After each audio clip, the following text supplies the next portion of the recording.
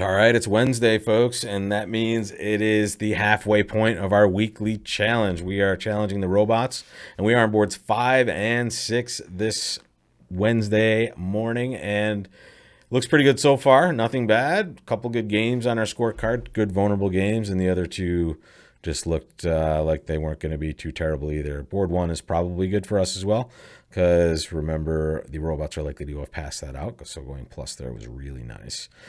Here we are starting off with a nice 5-4 hand in spades and hearts, and we're just going to open this one spade. Right, we never mess around. Never. I can't say we never mess around. We're rarely going to mess around with a hand like this, especially with 9 cards in the major suits, right? In the minor suits, we might do weird stuff sometimes. This is perfect as well. So we get to pattern our hand out and realize we don't have a fit. And now partner's inviting us, and we have extra values anyway. The fear with hands like this is when you bid 2 hearts, you might miss a game when partner just floats it with some sort of reasonable 9 counts, or not floats it, but just like, just bids 2 hearts or maybe 2 spades, and now we might have to go the extra step to show extra values. Here, we don't have to do that, right? Because now partner's invited and we have more than they expect, so we'll bid 3 no trump. And take a minute, plan your play, and I will start playing in a second. And recognize that the no trump was bid by the North player once again, so the lead came from this hand, actually. So the king of diamonds came right from east. And here, this lead is great. Not only does this create tricks for our side, it actually creates an entry to that north hand so that we can play clubs. And we can play clubs for lots of extra tricks. We just want to do something special here. When we play the 10 of clubs, if it doesn't get covered, we would love it if it got covered, but it doesn't. We have to make sure to overtake with the jack. We're taking the finesse, right? But we're overtaking with the jack so that we can still be in this side of the table to play the ace of clubs, and now we're getting some good news here. So let's think about this before we do anything rash. We've just discovered something nice about this. We played the 10 of clubs, and won with the jack in our hand, or in the north hand, and then cashed the ace and the queen fell. So we should know that these 2 are tricks, right? And we should recognize that we're in 3 no trump, so we should do something important at this point. Right? Always when you create extra tricks, you should count your winners. Right. So the way I would think about this is, and in these situations, you want to be pessimistic, meaning you count only the cards that are going to be winners for sure, and not what you might expect to take. Right? So here you only have 2 more clubs because left-hand opponent has 3 clubs as well, and their last one is higher than that 3. Okay, so there's 2, there's 3 spades, that's 5. And we have 3 tricks in the bank already. So that's only 8 at this point. We're not at 9 yet. And we're playing imps. We just need to get to that makeable contract. So there's a few ways we could go about it. But the easiest way is to just play the jack of diamonds. All right, we're playing the jack of diamonds because not only do we know they're either going to let us win, and now we will just sit back and take the rest of our tricks, or this is going to happen. Right? They have now panicked and returned to diamond, and we're going to get the 8 of diamonds. We're going to get the 10 of diamonds, and now we're going to kind of know what we want to pitch on these clubs here.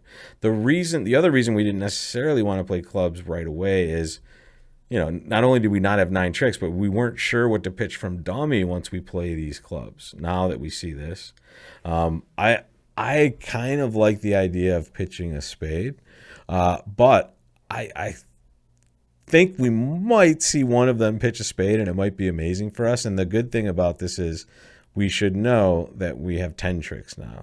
So maybe we'll go for even more extra shebang here. and whoa, okay, clubs broke evenly, actually. Look at this, I think. Let's see what happened. So we started with 5, and we thought we were getting a bad break in clubs. And this is sometimes what I do if I kind of Didn't count the entire way in the suit. I'll try to reconstruct what happened. So we played a round of clubs, 10 of clubs to the jack, and then we cashed the ace and they played the queen. So we started with 6 clubs total. So that was 7, 8, 9, 10.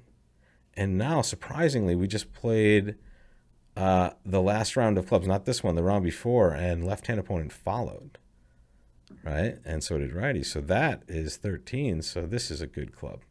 And counting is amazing, right? Not again. I so wish we could change this to match points, because our match point score has got to be great. Our extra tricks are amazing. And here we didn't take any risk, really. We just counted the clubs, right? If we're paying attention and counting, we're all set. They pitched a spade, so this is good. How many over tricks are we taking here? Looks like, yeah, sorry, they kept the jack fourth to our left. All right. So not too bad. Plus 660, plus 660 for that one. Over tricks are great, not necessary, right? And recognize that when we get over to our blackboard here, we really weren't trying to do anything other than take 9 tricks from this point, right? Once this was successful and then we cashed the ace of clubs, I mean, to be honest, I was for sure, right, that this card was not here, right? Why would they drop the queen of clubs underneath the ace, right? They just know what's going on. You expect it to be here when you see that. And they did a good job of convincing me of that. Luckily, we never pitched a club away from that hand, right? So we just have to recognize that when they do end up breaking, we just count it correctly. But at this moment, all we really know is that we have 8.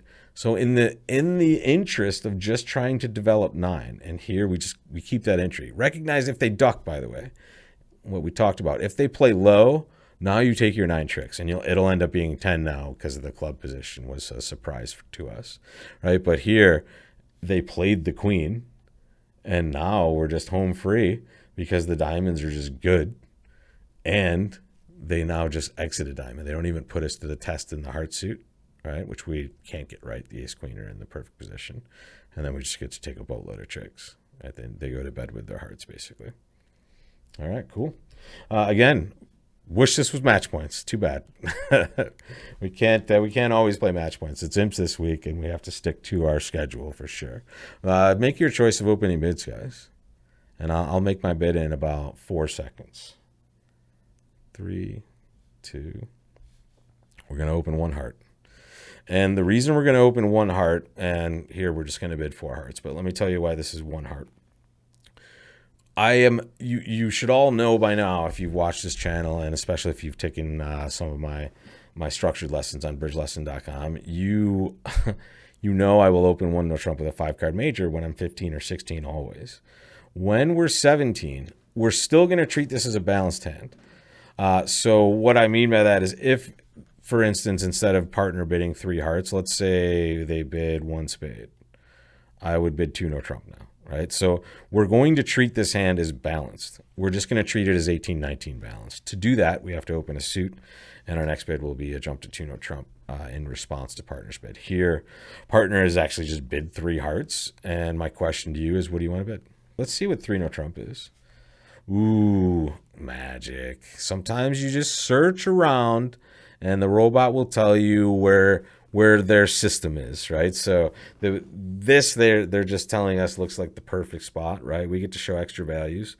And this is almost like a serious, non-serious 3 no trump type situation, only because you expect the robot to just always correct in hearts, except for them. And here they're not interested at all. So perfect. We're just going to pass, and we will play 4 hearts.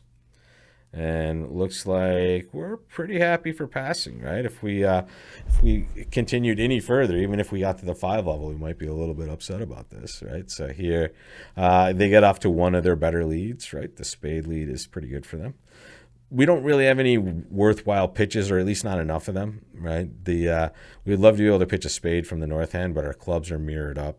And the only other place we can pitch spades, obviously, is the south end, and the diamond suit doesn't look like it's going to provide too much unless they fall asleep and forget to take their spade trick. So here we'll win this ace of spades, and we're going to draw trump right away. Again, no roughing needs to be done. Best thing to do is low to the ace, and then low back to the queen, and make your choices. And here, sometimes it just chooses for you. And notice that their choice was king or jack. Good luck with that one. So here, okay. We're going to keep our entry over there, and then we'll cash our winner. And we still had our entry with the spade ruff as well, but might as well be efficient with this stuff, right? Play a spade. You'll ruff that. And then queen of diamonds, taking that finesse, right? Money. We will claim. All right. I mean, hump day, not too bad, right? Middle of the week. You think there's, we're tired. It was just an easy day for us there. 2 reasonable games. Nothing too fancy other than an overtrick here or there. But I would say we're ahead at this point. If we're behind, we'll get our lesson and when we see the results on Friday. But here, 2 days left to go. 4 boards left. I think we're in position to do well unless I make some mistakes the next 2 days. So we'll hope we don't. And I will see you tomorrow to see if that's true, guys. Have a good day at the tables if you're out there. And if not, I'll either see you in class or at those tables soon. Take care, guys.